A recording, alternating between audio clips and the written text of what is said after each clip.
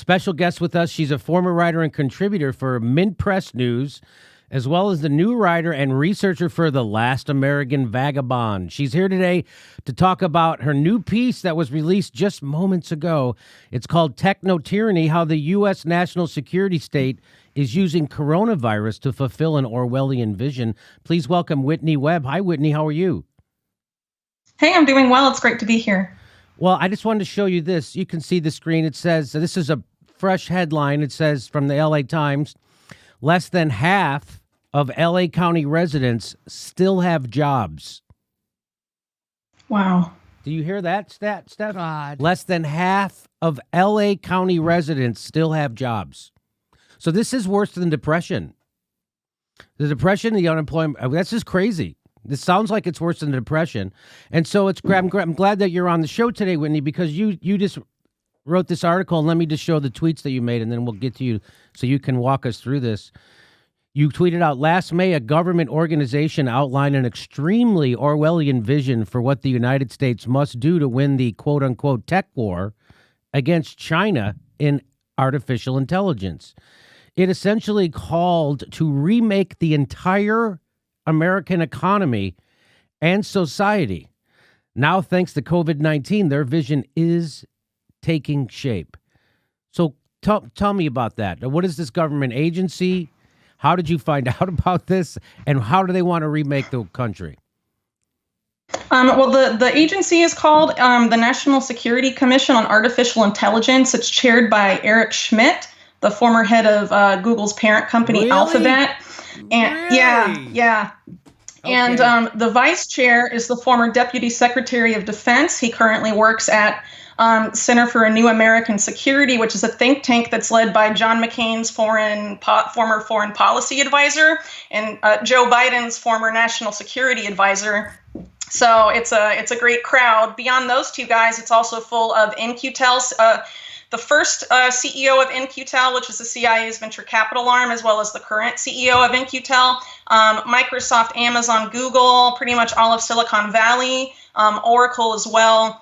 It's and a bunch of people that also used to be on the Pentagon. It's basically the military, the intelligence community, and Silicon Valley all coming together, creating this roadmap for what the U.S. needs to do in order to avoid losing what it says is its technological advantage over China and artificial intelligence. And they refer to this, that they call this the fourth industrial revolution that artificial intelligence is going to create. They created this roadmap. It's in a presentation that was created last May. And it was recently obtained by a Freedom of Information Act request by EPIC, the Electronic Privacy Information Center. What is it called again? The group that did the Freedom of Information Act request. What was the report called? There was a batch of documents in this Freedom of Information Act request. So the document that I'm talking about is called Chinese Tech Landscape Overview. And what they do there is they talk about where China has advantage and how the U.S. can overcome that advantage. And they basically say that the U.S. right now still is leading in the creation stage of these AI technologies, but it's lagging behind China in the adoption stage. And if we don't meet China in the adoption stage, then we will lag behind, and then China will dominate AI for the rest of our lifetimes. That's what it says. So that means that China will export AI around the world and the U.S. will not. So not only will Silicon Valley's bottom lines be hurt forever, but then the Pentagon and the CIA lose their technology advantage over China. And they've been freaking out about this for years.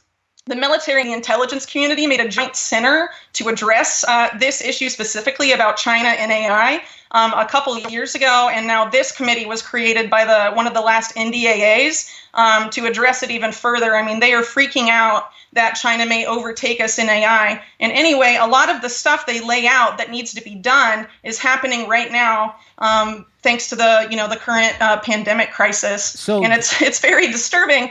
Especially, So you're saying that there's a government agency that before this pandemic even happened already had a plan in how to reshape our economy to fight China because of the threat of artificial intelligence? That's what you're telling me? Well, the threat, from their perspective, the threat is that China will dominate the artificial intelligence market, and that their ability to develop that technology will give them an edge over China in the areas of national defense and security, and also industry. And so how would they reshape our economy to do this?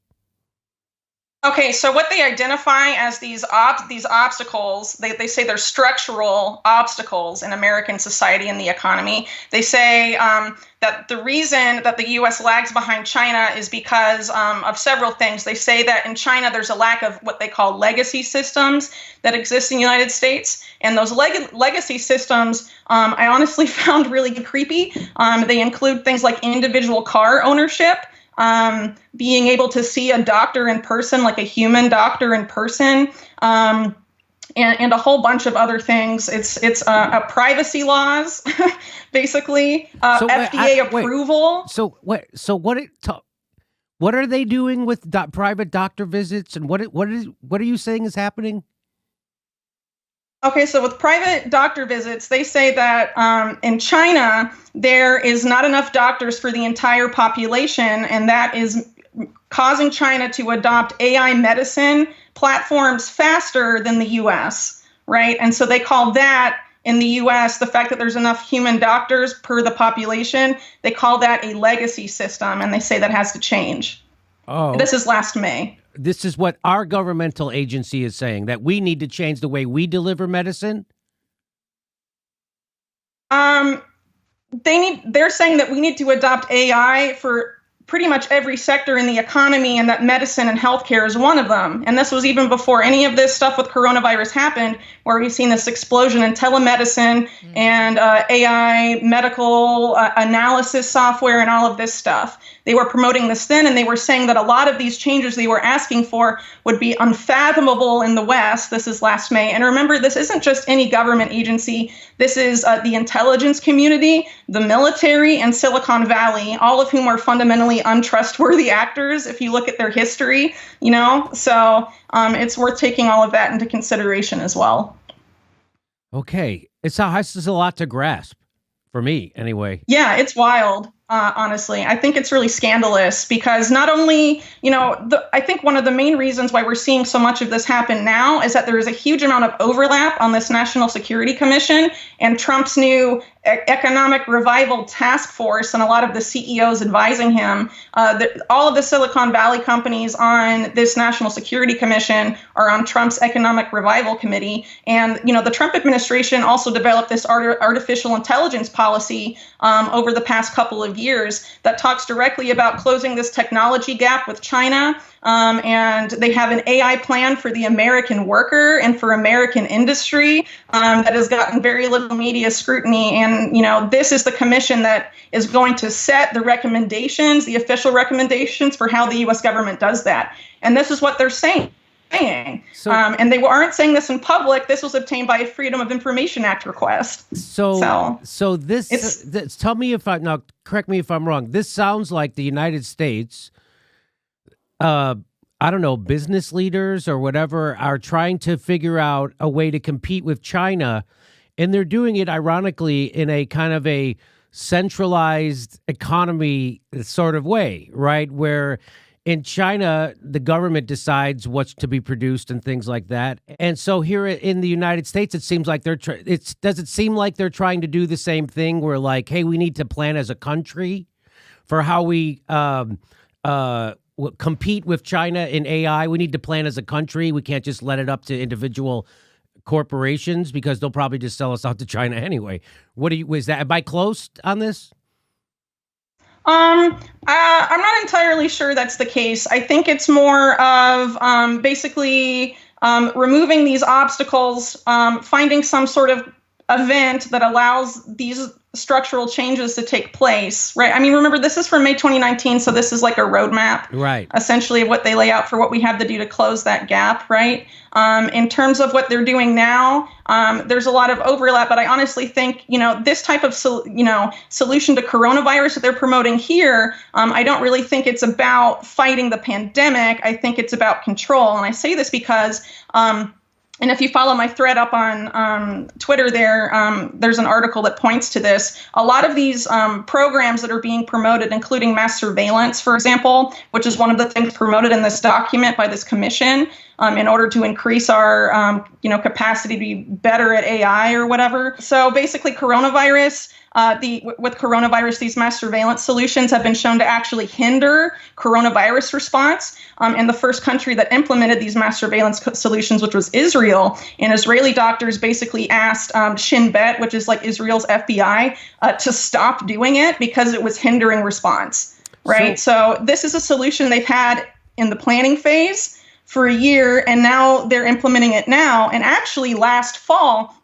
they were promoting it as a way to stop mass shootings, a lot of these solutions as well, right? So it seems to me that they're basically, they have something they want to implement, they have something they want to do, and then they're moving the justification from whatever Americans are most afraid of at the time. So last fall it was mass shootings, and now it's coronavirus. So you're saying they have these plans, these economic plans to institute in our economy, and it have to do with AI, artificial intelligence. And you're saying that they're just using whatever crisis is at hand to implement those things, right? That's what you're saying? Right, yeah. And I mean, this is something that even people in U.S. government have openly admitted at times, like Rahm Emanuel, who was Obama's former chief of staff. He said, never let a good crisis go to waste. And this is something the U.S. government has done on numerous occasions, including 9/11, for example, where we were told the Patriot Act would make us safer. But the Patriot Act is still here, but we're supporting al-Qaeda in Syria and Yemen. Right. Yes. Right. So I argue this is the same. And so there's the first part where they're going to try to implement AI into our economy. The second part is there's some mass surveillance that they're going to use Silicon Valley for. In fact, here's the tweet you tweeted out an article that says Israeli doctors warn Shin Bet surveillance actually hindering efforts against the coronavirus. And you say some people may say that these surveillance systems are necessary to combat the pandemic. If so, then why have doctors in other countries who have implemented them said such systems are making it harder to do so? So how? And here it is, by the way. Here's the FOIA doc you got. AI for American industry and AI for American worker. Here are the plans. That's what you're talking about. That's the document you got. And it lays it all out. And so let's talk about this surveillance and why does it make it actually harder to contain coronavirus with this kind of mass surveillance like this? So this mass surveillance specifically is about contact tracing, and this Israeli Doctor Association said it was giving them not the information they needed to combat the pandemic, but it is information that serves the national security state in Israel and also in other places that have national security states that act in similar ways. Right? It's about tracking people, but these Israeli doctors said that the way they were gathering this information was not actually helping them fight coronavirus, that they needed something different. But instead of listening to the doctors, Shin Bet said, no, we're just going to keep it the way it is, and it's still in effect, despite what doctors are saying. What does that tell you? So do you think there's an overarching purpose for them to be instituting this kind of surveillance? Yeah, absolutely. I mean, the mass surveillance system in the U.S. has been ever expanding. The U.S. government has been mass surveilling us since 9/11, but they had to do it sort of secretly, right? Because we still have privacy laws, and even though they violate them in public, in order to bring about this fourth industrial revolution, they had to be able to do it more openly and more extensively by partnering more directly with the private sector in these ways. And this is something this document calls for: more explicit public-private partnerships where Silicon Valley companies cannot say no to what the government asks them to do. That is something they explicitly say in this document that needs to change. They say that doesn't exist in China, and they basically say, that there's this controversy between Silicon Valley working in the government that doesn't exist in China. This sounds more, this is it sounds crazy, like almost science fiction. Yeah. So you think do you think that the Trump administration it will use this crisis to, like, say, for instance, push through, because I haven't read this document that you've read, the FOIA document you got. But do you think is there anything in? So do you think Trump will use this crisis to try to get rid of in-person shopping and to maybe push driverless vehicles?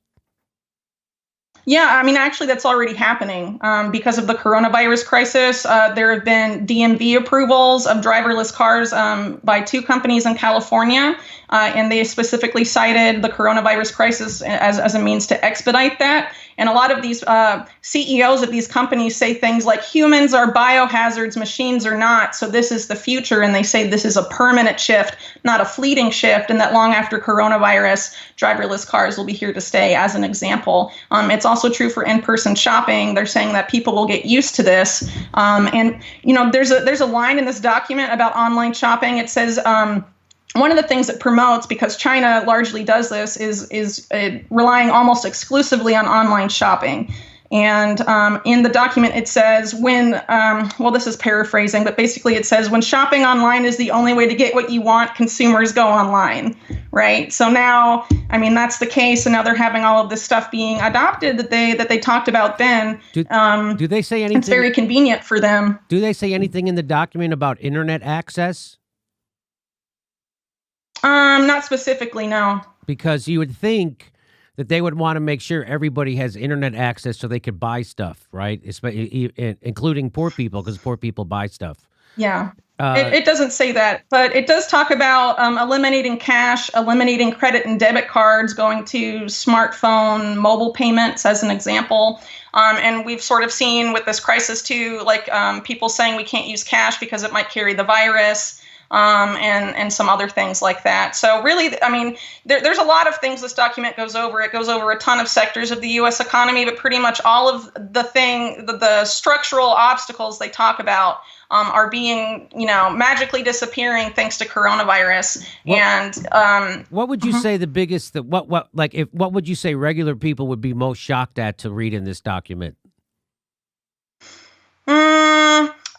That's a little hard because a lot of things in this shocked me. They basically talked about how one quote they had that I found really disturbing was that, like, in the U.S. and Europe, people are scared of AI, that it might take our jobs and erode our privacy, but China views it as a tool for global leadership and all of this stuff, right? So basically saying that we need to shift public perception of AI to what they say that how the Chinese government views it. And, honestly, if you actually think about what AI will do, yeah, it's going to mean a lot of job loss. And yeah, it's going to mean a huge erosion of privacy if we implement these mass surveillance systems. But those are things that ostensibly, are important, right? But they're saying, no, we need to do this in order to overcome this technological advantage for China. That's a policy that, benefits Silicon Valley and benefits the military industrial complex and the intelligence community. But there's nothing here about like making life easier for regular Americans. This is all about how to help, the bottom line of Silicon Valley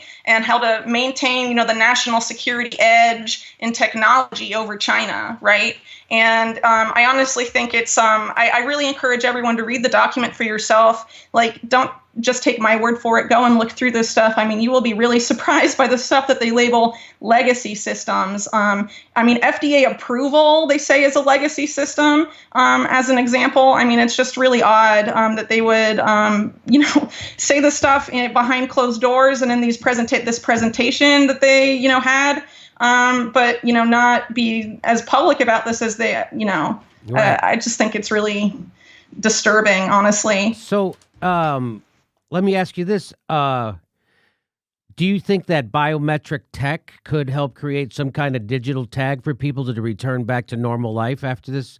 Like you mentioned in your piece, it could be used to detect coronavirus infections early by analyzing sleep schedules, oxygen levels, activity levels, and heart rate with apps like Fitbit and stuff like that?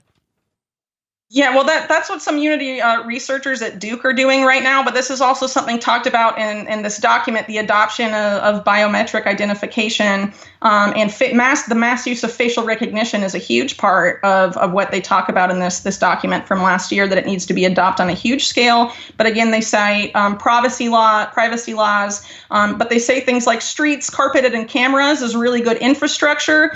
Using civilian databases of their faces is a killer simpler way to train artificial intelligence. And, they're basically saying that we need to turn over all of our biometric stuff, to train AI, basically. But, that, of course, has huge implications for privacy and existing U.S. law. So this is going way beyond the Patriot Act. This is way beyond the warrantless surveillance state that we live in right now. We live in an unconstitutional warrantless surveillance state, and no one gives a shit. It's the weirdest thing in the world. Barack Obama repealed habeas corpus, Section 1021 of the NDAA. Nobody cares. There's no now, and then they hand all those powers off to Trump. Not only that, but they expand Trump's spying powers, and they all vote for it. Who do you mean they all? I mean the squad, every progressive in Congress, they all vote for it. That's what I mean, right? Isn't that happen, Whitney?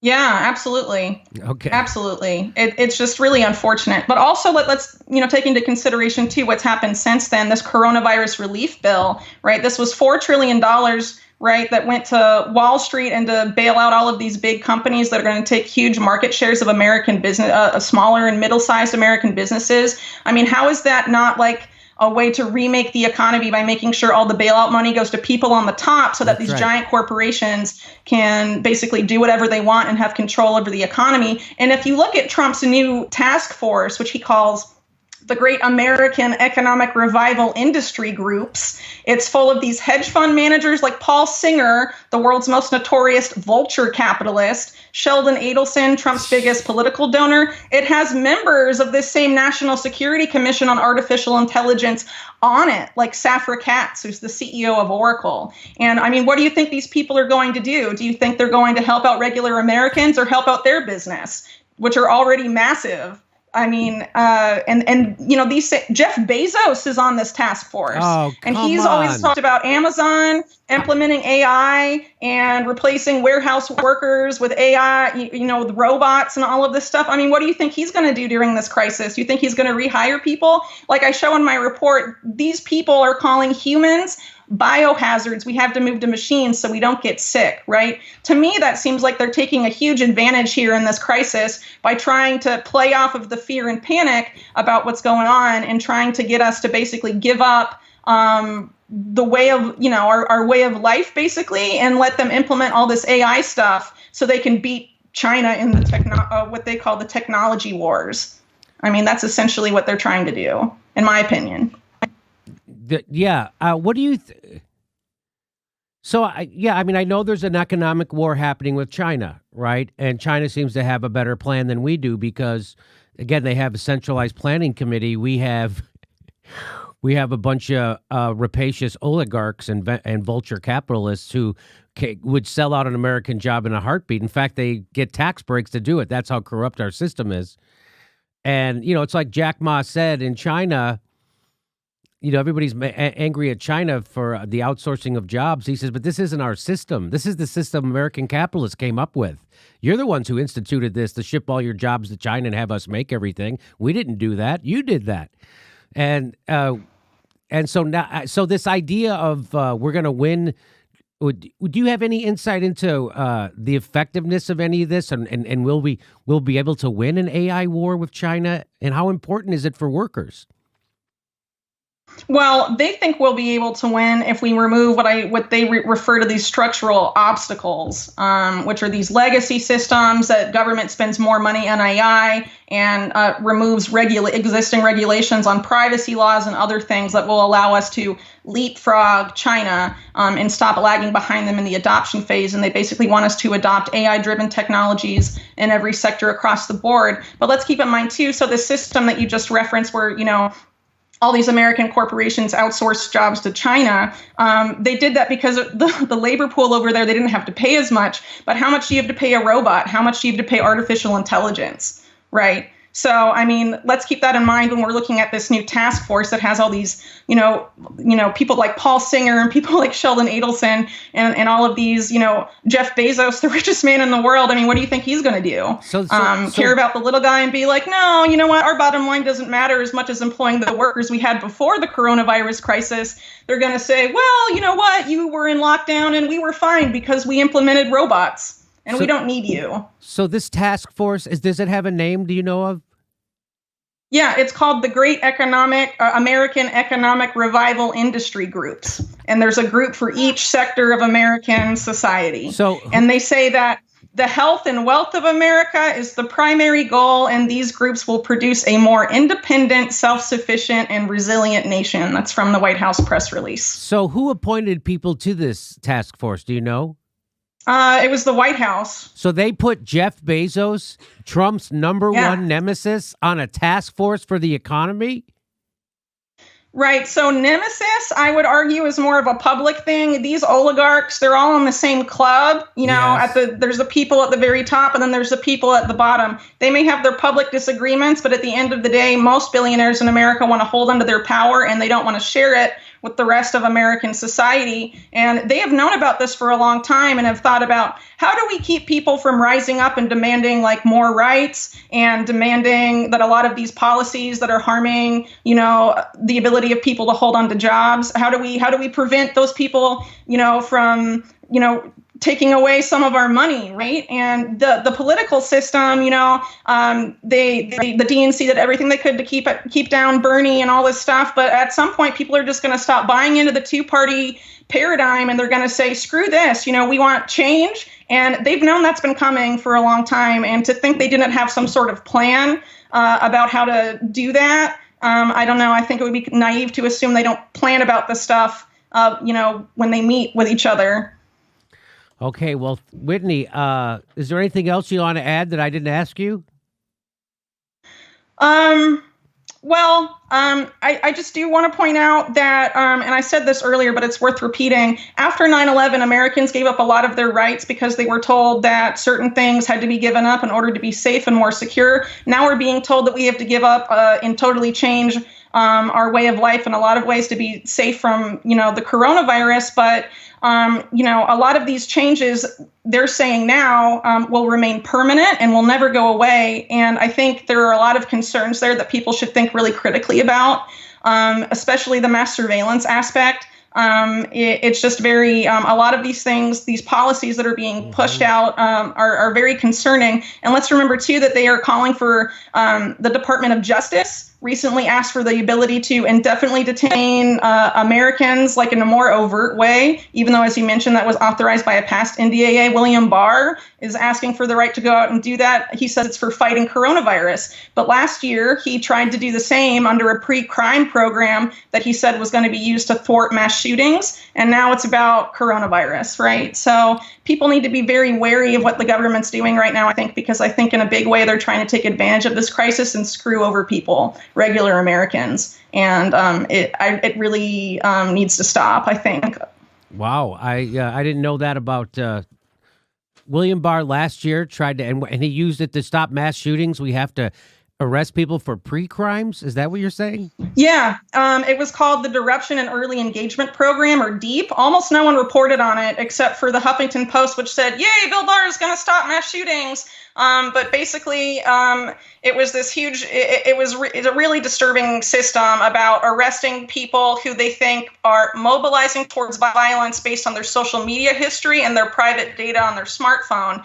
And this also, at the same time, there was this healthcare surveillance system that Ivanka Trump was promoting called HARPA, the Safe Home HARPA program, which was about using private medical data combined with information on smartphones to try and find someone who might have mental health issues and you know, have the feds come talk to them or whatever. And now we're seeing her husband, Jared Kushner, promote the coronavirus surveillance system that will use private medical data and smartphone data. So it's essentially the same system, but has a different justification tacked onto it about why we need it, right?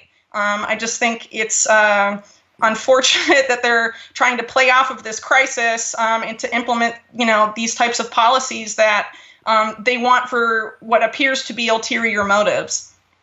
Okay. All right. Well, as Jesse Ventura says, Whitney, stay vigilant. Right. Thanks. You too. Everybody check out Whitney's latest article, Techno-Tyranny, How the U.S. National Security State is Using Coronavirus to Fulfill an Orwellian Vision. And that's over at The Last American Vagabond. What's the URL? What's the website on that? I've been posting it. Oh, you have? Uh-huh. What is it? It's thelastamericanvagabond.com. There you go, lastamericanvagabond.com. Thank you, Whitney Webb. I appreciate the information. And, please keep us up to date. Great work on getting that Freedom of Information request to you. Thank you. Okay, thanks for coming on. We'll talk to you again soon. All right, sounds good. Thank you. Bye-bye. Hey, this is the part where I tell you where our live shows are, but there aren't any. And then I would tell you to go join our premium, but nobody has a fucking job. So why don't you just enjoy the video?